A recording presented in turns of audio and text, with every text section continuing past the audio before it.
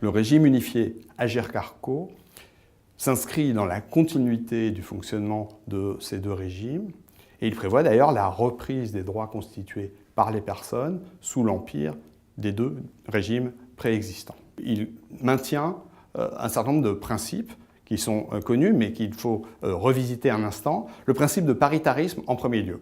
Le principe de paritarisme, c'est que la gestion des régimes, je devrais dire surtout le pilotage des régimes, est assuré par les partenaires sociaux. Les partenaires sociaux, ce sont les représentants des entreprises d'une part, ce sont les représentants des salariés d'autre part.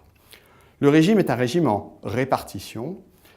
Donc les actifs payent des cotisations qui servent au paiement des allocations.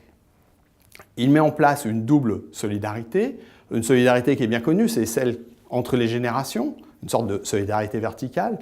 Les jeunes payent pour les vieux, comme on dit souvent.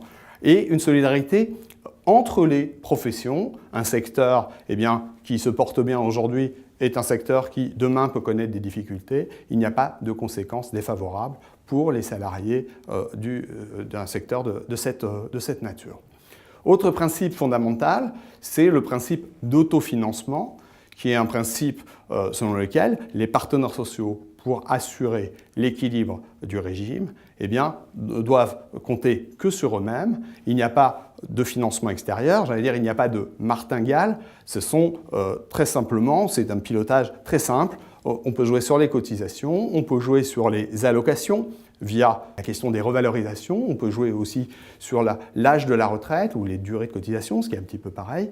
Mais donc, financement vraiment par décision des partenaires sociaux et cela uniquement.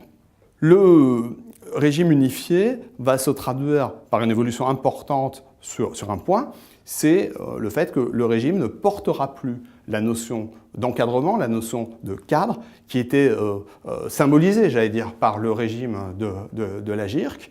Alors, bien loin de disparaître, la notion de cadre, gardera tout son intérêt, ses impacts en termes de droit du travail, mais elle ne sera plus donc mise en œuvre dans le cadre du régime de retraite et trouvera place donc dans des textes autres.